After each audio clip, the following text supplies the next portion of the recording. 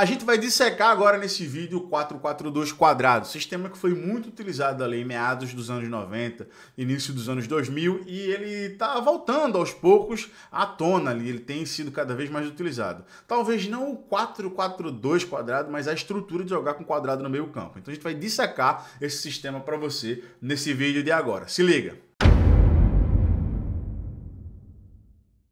Vou trazer para você agora as vulnerabilidades e os pontos fortes de se jogar no 4-4-2 quadrado. Esse sistema que ficou muito famoso ali no final da década de 90, né? Ali no meio da década de 90, início dos anos 2000, muitas equipes no Brasil jogavam assim, né? Com 2 meias, com 2 10. E a gente vai entender o que são os pontos fortes e as vulnerabilidades desse sistema, que tem voltado à tona, tá? Tanto o 4-4-2 losango tenho visto muito, como também o 4-4-2 quadrado tenho visto bastante também. Então, quem sabe a gente não está vendo aqui uma tendência tática que pode vir forte nos próximos anos, né? Jogar com meio, talvez não 4-4-2 quadrado, mas jogar com um quadrado no meio campo. Então, vamos lá. Primeiro ponto que é, eu vou começando pelas vulnerabilidades. O primeiro aspecto é esse daqui, ó. Então, os corredores laterais ficam muito expostos, né? Ou seja, os laterais, vou até compactar um pouco mais aqui os laterais, eles ficam muito expostos, né? Então, se o adversário consegue, ignorem o número aqui, tá, pessoal? Então, se o adversário consegue colocar aqui o extremo em 1 contra 1, fica muito difícil dos laterais defenderem. E se tem um lateral adversário aqui ultrapassando também, né? Um lateral adversário aqui conseguindo fazer esse movimento de ultrapassagem aqui, fica mais difícil ainda, porque aí fica num 2 contra 1. Ou seja, quando eu escolho jogar no 4-4-2 quadrado, imagina um lateral passando por aqui ou um lateral passando por aqui. Quando eu escolho jogar no 4-4-2 quadrados, eu tenho que ter laterais que sejam muito fortes defensivamente e também sejam muito fortes em apoio. Esse, inclusive, me parece ser um dos motivos pelo qual esse sistema se tornou durante um tempo obsoleto, porque não se produzia mais laterais que fossem fortes defensivamente e ao mesmo tempo tivessem muita capacidade defensiva. A gente vive hoje um futebol cada vez mais especialista, né? Onde um atleta ele é muito forte, nível estratosfericamente bom em um só aspecto do jogo e às vezes o outro fica a desejar. Então essa é a primeira vulnerabilidade de se jogar num 4-4-2 quadrado, né? Então deixa eu excluir aqui essas marcações que a gente fez para eu trazer para vocês o segundo aspecto que, na minha opinião, é importante para você ter em consideração quando você joga um 4-4-2 quadrado. Então tá aqui o quadrado no meio, né, que a gente tinha mencionado, e o outro espaço é esse espaço aqui, ó. Então existem basicamente 3 espaços aqui que eu quero mencionar para você.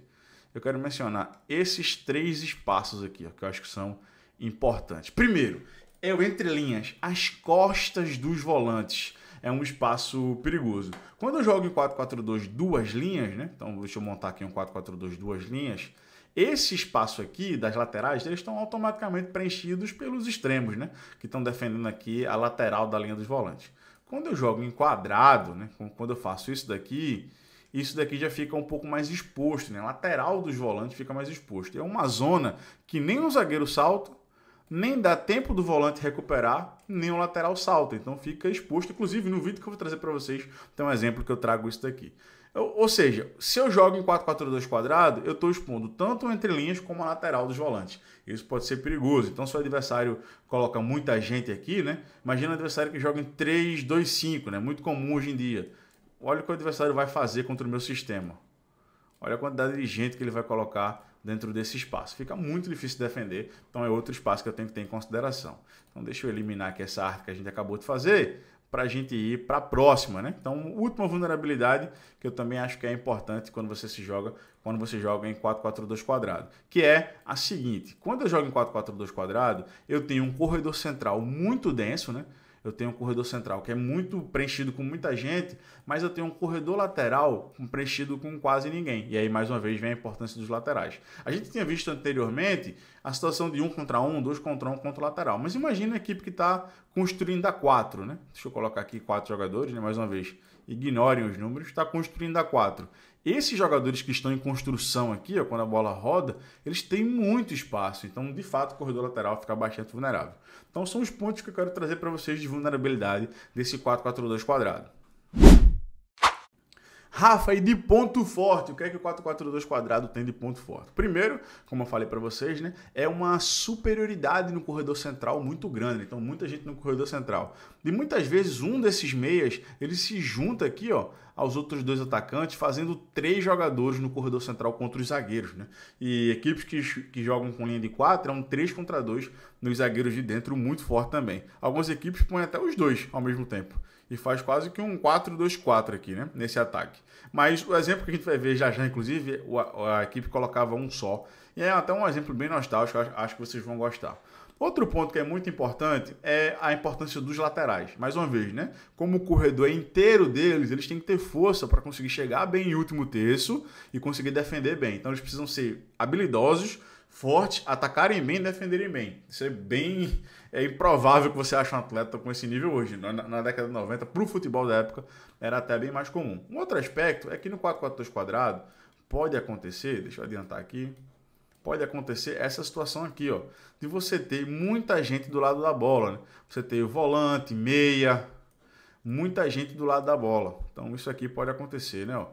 E o adversário tentar compensar, ele tentar igualar isso daqui. Então ele vai tentar equilibrar o corredor. E o que é que vai acontecer? O lado oposto vai ficar sozinho, né? Você provavelmente vai ter um dos atacantes de dentro, mas só o lateral passando do outro lado sozinho. Então você vai ter esse contexto aqui que é muito favorável para você. Ou seja, se o adversário não conseguir equilibrar, você vai ter superioridade por aqui. Se ele equilibrar, você consegue virar o jogo e ter possibilidade de jogar pelo lado oposto, né?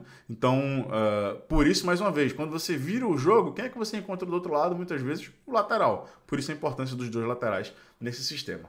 Bom, eu quero que você fique no vídeo agora para que você veja isso ilustrado num jogo. É um jogo muito especial. Um jogo que a gente foi muito feliz, né, nessa altura. Então se liga. Os exemplos que eu trouxe para a gente falar sobre isso, eles são nostálgicos, né? Então vem do jogo Brasil e Argentina pela Copa das Confederações de 2005. Eu vou dar play aqui no vídeo para a gente começar a ver esses pontos fortes interessantes de um 4-4-2 quadrado, né? Então, primeiro, aquilo que eu falei para vocês, a utilização dos laterais. Perceba como o Cicinho vai ter o corredor inteiro aberto. Ou seja, quando eu faço um quadrado no meio de campo, eu faço superioridade numérica no corredor central, contra um 4-4-2 duas linhas, contra um 4-3-3, é sempre 4 contra 2, 4 contra 3, né? Muito comum. No entanto, a equipe pode perder amplitude, ela pode perder jogadores que vão ser agressivos pelos corredores laterais. E como eu falei para vocês, isso necessita, né? Pede laterais com muita capacidade de ultrapassar, habilidosos, fortes em 1 contra 1, como o Cicinho era. Então olha esse passe já, deixa eu até voltar aqui para a gente ver desde o início. Ó. Olha o passe do Lúcio aqui, já direto no Cicinho, belo passe inclusive do Lúcio. Olha o Cicinho aqui atacando o espaço, ó. Ele já vai ser agressivo e de primeira ele já coloca o Adriano em condições de finalização. Observe, né? Deixa eu pausar aqui. Observe como o Cicinho ultrapassou por fora. Então, olha a força que o lateral tem no 4-4-2. Ele precisa fazer o corredor inteiro. E aí, nesse 4-4-2 quadrado, muitas vezes, os dois meias podem chegar junto aos dois atacantes no ataque, fazendo 4 jogadores no corredor central. O quadrado do 4-4-2, como vocês já viram, são os dois volantes e os dois meias. Isso é o quadrado que configura 4-4-2 quadrado. Mas se você parar para pensar, entre os dois meias e os dois atacantes é outro quadrado. Então é outra superioridade numérica a partir de 4 atletas no corredor central. E aí, algumas equipes preferem, quando jogam em 4-4-2 quadrado, preferem colocar os dois meias junto com os atacantes. Outras equipes preferem segurar um dos meias e colocar o outro meia junto com os dois atacantes. E aqui, ó, vou dar play. A gente vai ver o Brasil chegando com 3 atletas nesse corredor central. Aqui o Adriano resolveu sozinho, né? Ele não precisou tocar para ninguém. Deixa eu voltar para a gente rever esse gol. Ele não precisou tocar para ninguém, ó. Olha aqui o passe do Cicinho para ele. 3 jogadores no corredor central. Ele, o Kaká e o Robinho. E ele vai conseguir trazer para dentro para bater de pé esquerdo. Então a gente tem sempre um peso muito grande ali contra os zagueiros do adversário quando a gente escolhe jogar dentro dessa estrutura. E por incrível que pareça, nesse jogo o Brasil jogou muito mais com o Kaká se aproximando dos dois atacantes do que com o Ronaldinho Gaúcho. Então, apesar do Ronaldinho Gaúcho nesse jogo ter vestido a camisa 10 e o Kaká a camisa 8, na prática foi muito mais o contrário, né? Foi muito mais o Kaká como um camisa 10 e o Ronaldinho mais como um camisa 8, né? Como um terceiro jogador em meio campo. Interessante isso. Já no segundo gol do Brasil nesse jogo, vou dar play já aqui, a gente vai ver outra coisa que é característica do 4-4-2 quadrado, que é quando vira o jogo, encontra o lado oposto muito sozinho.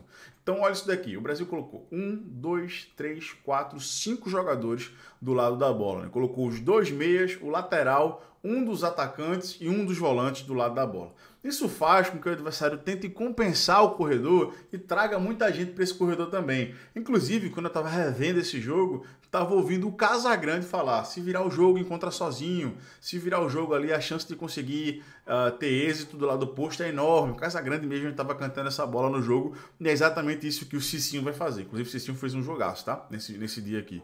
O Cicinho vai encontrar de pé esquerdo o outro lado, a superioridade numérica argentina tentando compensar, e aí o Cicinho vai fazer um passe pro lado oposto que está completamente sozinho. Inclusive está no 2 contra 1 lá. E aí acha o Kaká entre linhas, o Kaká domina orientado muito bem e já consegue finalizar. Então essa virada de jogo auxilia, é muito bom para você que joga em 4-4-2 quadrado, porque você pode ter um dos meias do lado oposto, você pode ter um dos atacantes, como foi o caso aqui, né? Era o Robinho, foi o Robinho que recebeu a bola do lado oposto, e dessa forma a gente tem aqui um 4-4-2 quadrado sendo efetivo dentro daquilo que a gente já tinha visto no campo tático. Rafa, e as vulnerabilidades e os cuidados do 4-4-2 quadrado? É isso que você vai ver agora. Vou dar play no vídeo, a gente vai ver, né? Vai ficar evidente aí o Brasil marcando em 4-4-2 quadrado, ó. Tá bem evidente na linha de 4 e os 4 meio-campistas, né? 2 volantes e 2 meias. O primeiro ponto que é importante ter em consideração é o lado oposto, né? Então, o outro lado do quadrado fica muito exposto, né? Olha essa área inteira aqui que o mouse está passando agora, como não tem ninguém no Brasil e tem apenas um jogador da Argentina. Talvez se a Argentina até tivesse explorado um pouco mais esse lado, tivesse nos causado mais problema. Então, vou dar play aqui, a gente vai ver isso. Acontece a jogada se desenrolando, né? O Brasil até recupera a bola aqui. Recupera e perde, né? O Brasil recupera, acho que até o Adriano que recupera e perde. E aí, em seguida, a gente vai ter essa outra situação aqui. É que, acho que não era o Adriano, acho que era o Gilberto Silva ali que recuperou a bola. Que é essa situação aqui, que a lateral dos volantes fica muito exposta também, né? Então, perceba que se fosse um 4-4-2, duas linhas, com os meias jogando, por exemplo, nesses espaços que estão marcados, dificilmente a bola vai entrar onde a gente vai ver daqui a pouquinho no vídeo, daqui a alguns segundinhos no vídeo. Não, então a lateral dos volantes se torna um aspecto perigoso, né? Do meia receber aí, de um ponto a baixar nesse espaço, e é preciso ter cuidado com isso. Então vou dar play aqui, a gente vai ver o Riquelme dominando orientado nesse espaço.